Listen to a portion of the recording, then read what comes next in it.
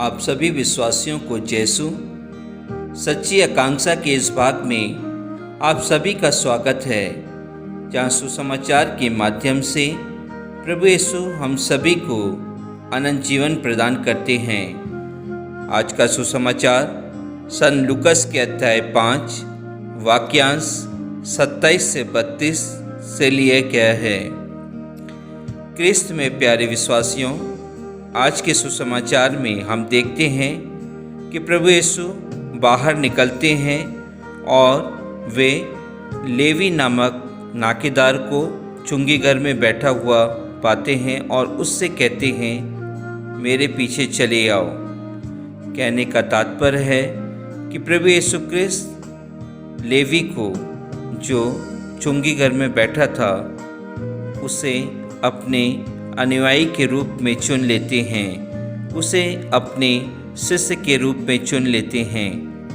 क्रिस्त में भाई और बहनों, वह उसी समय खड़ा होता है और सब कुछ छोड़कर वह उनके पीछे चले जाता है और इस घटना के सम्मान के रूप में वह प्रभु यीशु क्रिस्त को एक बड़ा भोज के लिए अपने घर में आमंत्रित करता है।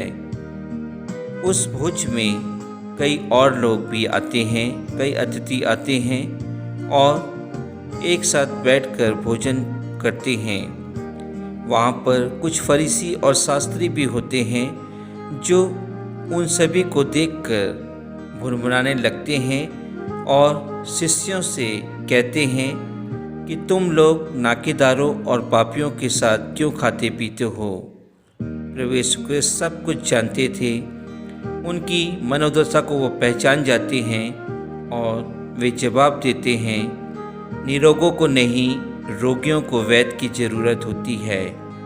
मैं धर्मियों को नहीं बल्कि पापियों को पश्चाताप के लिए बुलाने आया हूँ। क्रिस्त में प्यारे विश्वासियों, आज हम देखते हैं हमारे दैनिक जीवन में हमें भी कई लोगों के द्वारा नकारा जाता है। शायद वह हमारे पद के कारण या हमारे व्यवहार के कारण या हमारे पहनावे के कारण या हमारे रहन सहन के कारण।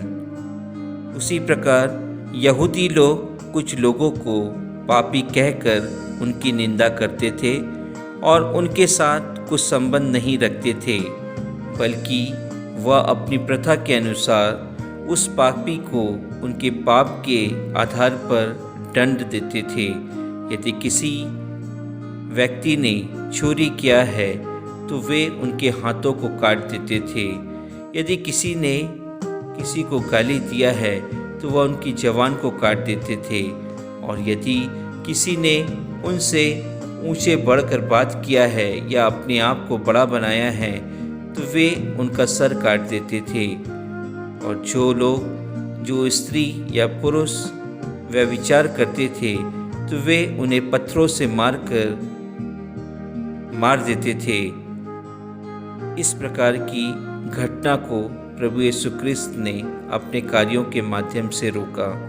प्रभु यीशु क्रिस्त ने उन सभी लोगों को, उन सभी पापियों को प्यार किया और उन्हें पवित्र वचन के माध्यम से उनको पश्चाताप करते हुए वापस ईश्वर के अभिमुख होने के लिए प्रेरित किया।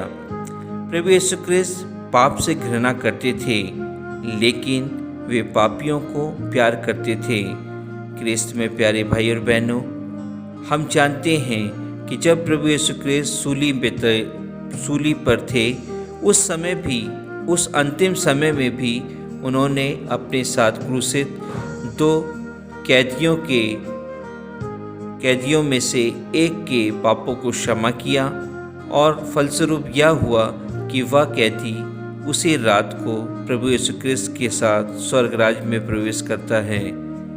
क्रिस्त में प्यारे विश्वासियों, हमारे प्रभु यीशु क्रिस्त दयालु हैं, महान हैं, हम सभी के पापों को हर एक दिन क्षमा करते हैं। आप सोचिए कि आप हर एक दिन क्या करते हैं, कितने लोगों के बारे में गलत बोलते हैं, कितने लोगों के बारे में आप बुरा कार्य करते हैं, कितने लोगों को आप तकलीफ़ में रखते हैं, कितने लोगों को आप मुसीबत परेशानियों में रखते हैं, आप दूसरों की मदद नहीं कर पाते हैं। और इससे बढ़कर और आप कितने बड़े बड़े पाप हर एक दिन अपने परिवार में, अपने आस पड़ोस में, अपनी पल्ली में, अपने स्थान जहां आप कार्य करते हैं, सभी जगह आप हर एक दिन बड़े बड़े पाप करते हैं।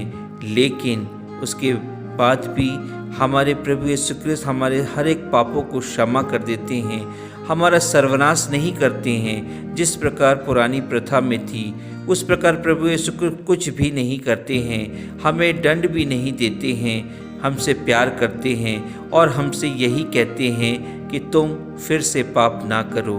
और हर एक दिन हमें एक नया जीवन देकर हमारे पापों को क्षमा कर देते हैं, हमारे ऊपर दयालुता प्रदर्शित करते हैं। यह प्रभु यीशु ख्रिस्त का कार्य है कि हर एक दिन हम पाप करने के बावजूद भी हमें नया दिन देखने के लिए मिलता है। ख्रिस्त में प्यारे भाई और बहनों, प्रभु यीशु ख्रिस्त के अनुसार हमें पापी को रोगी मानना चाहिए और उस पर दया दिखाकर उन्हें वापस धार्मिक मार्ग पर ले जाना चाहिए। जिस प्रकार प्रभु यीशु का प्रभाव उस पापनी स्त्री जिसे लोगों ने पत्थर फेंक के मारा और घायल कर दिया और उसे और अधिक मारने की कोशिश कर रहे थे, और तभी प्रभु यीशु ख्रिस्त ने उन मारने वालों से कहा कि इस स्त्री को वही लोग पत्थर मारे जिन्होंने अपने जीवन में कोई पाप नहीं किया हो। वहाँ उपस्थित सभी लोगों ने अपने पत्थरों को फेंक दिया क्योंकि वे जानते थे कि वे खुद भी पापी हैं, और इस प्रकार उन्होंने उस पापिन स्त्री की रक्षा की। इसी प्रकार हम देखते हैं कि नाकेदार जक्केउस जो जिंदगी भर बुरे कार्य करता था, लेकिन प्रभु यीशु ख्रिस्त ने उसे अपने कार्यों के लिए चुन लिया और उससे कहते हैं, उस पर अपनी दया दिखाते हैं और उससे कहते हैं कि जक्केउस तुम नीचे आ जाओ, मैं तुम्हारे घर में आज भोजन करूंगा। ख्रिस्त में प्यारे भाई और बहनों, आज प्रभु यीशु ख्रिस्त हम सभी से यही कहना चाहते हैं। इस दुख भोग के समय में प्रभु यीशु ख्रिस्त हमें बताना चाहते हैं कि यदि तुम मेरे नाम पर उपवास कर रहे हो तो सबसे पहले तुम अपने पापों के लिए पश्चाताप करो। जिन सेवकों को मैंने नियुक्त किया है, अर्थात जो पुरोहित तुम्हारे सामने हैं, उन पुरोहितों के माध्यम से तुम अपने पापों को क्षमा करने के लायक बनाओ, ताकि तुम्हारे सभी पाप धुल जाएं और तुम सच्चे हृदय से इस दुख भोग में अपने ईश्वरीय कार्य को कर पाओ। ख्रिस्त में प्यारे भाई और बहनों, प्रभु यीशु ख्रिस्त हम सभी पर अनुकंपा करते हैं। हम सभी पापी हैं। हम सभी पापियों को ईश्वर शिक्षा से प्रभावित करते हैं। हम सभी को पश्चाताप के माध्यम से हमें एक अच्छा ख्रिस्त जीवन व्यतीत करने का मौका देते हैं। आइए हम आज के इस सुसमाचार की हर एक पंक्ति पर मनन चिंतन करें और अपने आप पर हम एहसास करें कि क्या मैं पापी हूँ? क्या मैं पाप करने के बाद उन पापों के लिए पश्चाताप के लिए मैं प्रभु यीशु ख्रिस्त के द्वारा चुने सेवक अर्थात पुरोहितों के पास गया हूँ?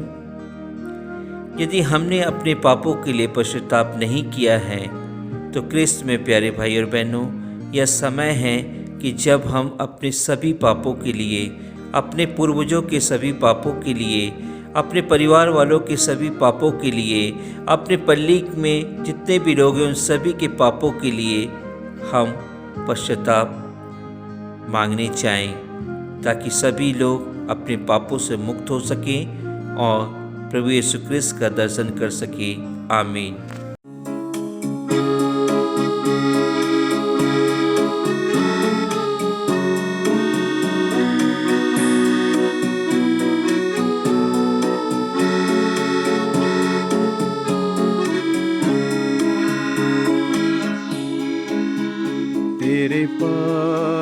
धुल सकेगा आज ही मसीह के द्वारा।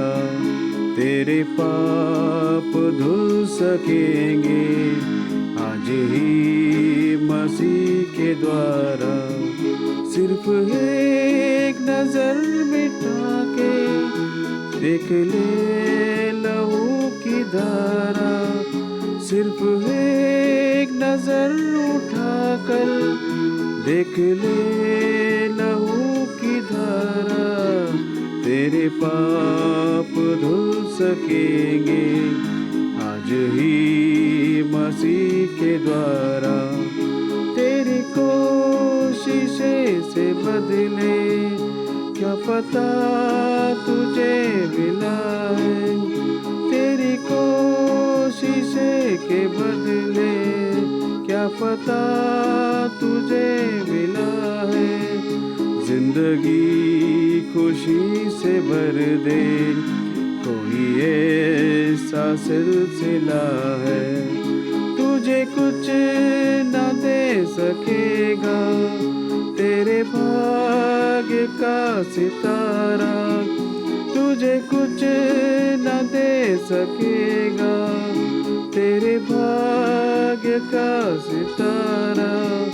सिर्फ एक नजर उठा के देख ले लहू की धारा। सिर्फ एक नजर उठा कर देख ले लहू की धारा।